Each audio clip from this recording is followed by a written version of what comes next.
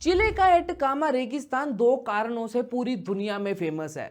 पहला ये कि वो दुनिया का सबसे सूखा रेगिस्तान है और दूसरा ये कि उस रेगिस्तान में मौजूद है फैशनेबल कपड़ों का इतना बड़ा ढेर। और ये कपड़ों का ढेर इतना बड़ा है, इस बात का अंदाजा भी इस चीज से लगा सकते हो कि ये ढेर इज इक्वल टू न्यूयॉर्क का सेंट्रल पार्क। और ये कपड़ों का ढेर कॉन्टिन्यूसली इन्वायरमेंट को खराब कर रहा है। इस सबके पीछे का सबसे बड़ा कारण है फास्ट फैशन। फास्ट फैशन एक तरीके का बिजनेस मॉडल होता है जिसमें फैशन इंडस्ट्री सबसे पहले रिसेंट कैटवॉक ट्रेंड से हाई फैशन डिजाइन्स को रेप्लिकेट करती हैं, फिर उन्हें लो कॉस्ट पर मास प्रोड्यूस करती हैं ताकि उन्हें रिटेल स्टोर्स तक लाया जा सके जब तक वो डिमांड में है। फास्ट फैशन लोगों के बीच में कितना पॉपुलर है, इस बात का अंदाजा आप इसकी मार्केट वैल्यू से लगा सकते हैं। साल 2022 में world wide fast fashion market की वैल्यू थी 106 बिलियन US डॉलर और ऐसी प्रिडिक्शन की जा रही है कि साल 2027 में ये इंडस्ट्री 185 बिलियन डॉलर तक पहुंच जाएगी। इतनी बड़ी फैशन इंडस्ट्री की शुरुआत कहां से हुई थी? इंडस्ट्रियल रेवोल्यूशन और स्विंग मशीन के इन्वेंशन से पहले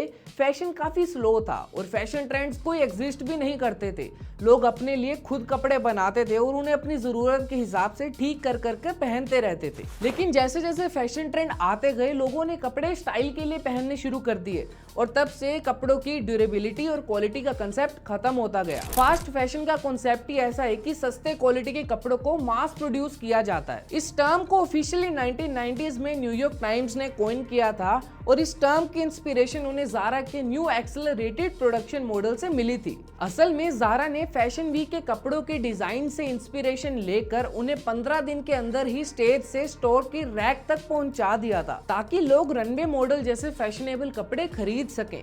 बस ज़ारा के फास्ट प्रोडक्ट और डिस्ट्रीब्यूशन मेथड से जन्म हुआ था फास्ट फैशन का। क्या हम फास्ट फैशन के लिए सोशल मीडिया को ब्लेम कर सकते हैं?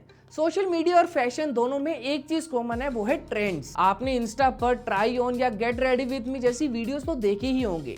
बस ऐसे ही वीडियोस की देन है ये पहले से काफी तेज चलने वाली fast fashion industry ultra fast हो गई है। ऐसे बहुत सारे फैशन और सोशल मीडिया ब्रांड्स हैं जो सोशल मीडिया इन्फ्लुएंसर्स को हायर करते हैं अपने प्रोडक्ट को प्रमोट करने के लिए। और एक रिपोर्ट के अकॉर्डिंग फैशन इन्फ्लुएंसर एक साल में 30,000 से $1,00,000 कमा लेता है। और इन सभी टेक्टिक्स के कारण ही फैशन इंडस्ट्री ऑलमोस्ट 10-fold हो गई है। और सोशल मीडिया के कारण ही लोगों में एक नया कल्चर देखने को मिला है जिसमें पहले तो वो शेन, फैशन नोवा या प्रिंसेस पॉली से सस्ते में कपड़े खरीद लेते हैं और फिर उन्हें 2-3 बार पहनने के बाद डिस्कार्ड कर देते हैं। इतनी बड़ी इंडस्ट्री सोशली क्या इम्पैक्ट डाल रही है उसे भी देख लेते हैं। अगर हम एक कंज्यूमर के तौर पर देखें तो हमें पता चलेगा कि बजट कॉन्शियस बायर के लिए फास्ट फैशन किसी रेवोल्यूशन से कम नहीं है। फास्ट फैशन के कारण ही हमारे पास चीप, ट्रेंडी और एक्सेसिबल कपड़ों की चॉइस है। इसे एक एग्जांपल से समझते हैं। पहले के जमाने में लोग कपड़ों के हिसाब से किसी का भी क्लास समझ जाते थे, क्योंकि उस वक्त जो कपड़े अपर क्लास के लोग पहना करते थे वो लोअर क्लास वाले कभी अफोर्ड ही नहीं कर पाते थे। लेकिन फास्ट फैशन के कारण अब सोसाइटी के सबसे लोअर क्लास वाले लोग भी उतने ही स्टाइलिश कपड़े पहन पा रहे हैं जितने पेरिस फैशन वीक के रनवे मॉडल्स पहनते हैं। लेकिन ये सारे एडवांटेजेस भी कभी भी उन टेरिबल सोशल इफेक्ट को ओवरलैप नहीं कर सकते जो फास्ट फैशन के कारण लोग फेस कर रहे हैं। 24 नवंबर 2012 को बांग्लादेश की तजरीम फैशन फैक्ट्री में सही सेफ्टी प्रोटोकॉल्स ना यूज होने के कारण उसमें आग लग गई थी और इस आग में कम से कम 112 वर्कर्स मारे गए थे। लोग अभी इस ट्रेजेडी से ऊपर ही रहे थे तभी 5 महीने के अंदर अंदर राणा प्लाजा की बिल्डिंग कोलैप्स हो गई जिसमें 1134 गारमेंट वर्कर्स मारे गए और सैकड़ों लोग इंजर्ड हुए थे। लेकिन फास्ट फैशन इंडस्ट्री में ये डिजास्टर होना और लोगों की मौत होना कोई बड़ी बात नहीं है। उनकी वर्किंग कंडीशन से लेकर उनके वेज रेट तक सब कुछ इतने ज्यादा खराब है कि सर्वाइवल करना भी मुश्किल है। गारमेंट वर्कर्स को अक्सर हफ्ते में 7 दिन 14 से 16 घंटे काम करना पड़ता है और पीक सीजन में तो उनकी छुट्टी भी 2-3 बजे होती है रात के। और अगर आप ये सोच रहे हैं कि ओवर टाइम करने के लिए उन्हें एक्स्ट्रा पैसे मिलते होंगे तो आप बिल्कुल गलत हैं, क्योंकि आपके लिए जो चीज ओवर टाइम है गारमेंट वर्कर्स के लिए वो रेगुलर वर्किंग आवर्स हैं। सिर्फ यही नहीं, उनके जो मिनिमम वेज रेट है वो भी इतने ज्यादा खराब है कि पूरी फैमिली की इनकम भी मिला दो तो सर्वाइवल करना तब भी मुश्किल हो जाता है। अब आप इसे ऐसे समझिए कि क्योंकि फास्ट फैशन इतना ज्यादा सस्ता है तो इस कारण से लोग शॉपिंग को नेसेसिटी की जगह एक फन एक्टिविटी के तौर पर देखने लगे हैं। फास्ट फैशन ने थ्रू अवे कल्चर और एक्सेसिव कंज्यूमरिज्म को जन्म दिया है। अगर सिंपल वर्ड्स में समझें तो लोग बस अपने वार्डरोब को रिन्यू करने के लिए बार बार शॉपिंग करते रहते हैं, जबकि वो कपड़े 2 साल तक चल सकते थे।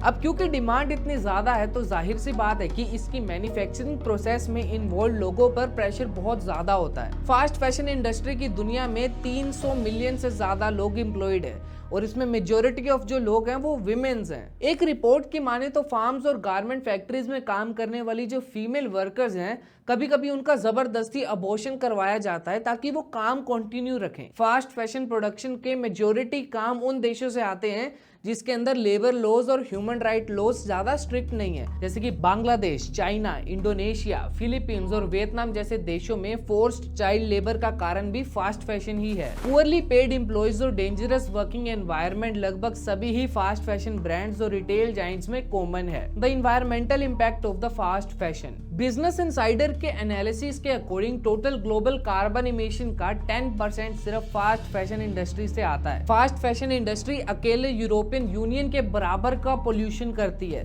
सिर्फ यही नहीं, फास्ट फैशन प्रोडक्शन के कारण कई सारे वाटर रिसोर्सेज सूखते जा रहे हैं और हर साल टेक्सटाइल का 85% तो वो डंप कर देते हैं। UN framework convention on climate change की माने तो अकेले टेक्सटाइल मैन्युफैक्चरिंग से होने वाले इमिशन 2030 तक 60% तक बढ़ जाएगा। इन इमिशंस को रोकने के लिए और एनवायरनमेंट को बचाने के लिए सबसे इजी तरीका यह है कि फास्ट फैशन को कम कर देना चाहिए, लेकिन ये सस्टेनेबल तरीका नहीं है क्योंकि वर्किंग कंडीशन चाहे कितनी भी बुरी हो, लेकिन इस फैक्ट को हम डिनाई नहीं कर सकते कि फास्ट फैशन के कारण कई सारी फैमिलीज एम्प्लॉयड है और इस इंडस्ट्री को बंद करना यानी कि एक ही रात में करोड़ों लोगों की जॉब छीन लेना। तो इस इंडस्ट्री को बंद करना तो कोई प्रैक्टिकल ऑप्शन नहीं है। अब बाकी की दुनिया ज़ारा और H&M की तरह तो काम नहीं करते जो डाटा एनालिसिस और फोरकास्टिंग के मॉडल से अपने इन्वेंट्री को मैनेज कर सके और जस्ट इन टाइम मैन्युफैक्चर कर सके। हमें एनवायरनमेंट और डेवलपमेंट दोनों को साथ साथ लेकर चलना होगा। तो अगर हम इस इंडस्ट्री को बंद नहीं कर सकते तो इसका सोल्यूशन क्या है? सबसे इम्पैक्टफुल सोल्यूशन है सस्टेनेबल स्लो फैशन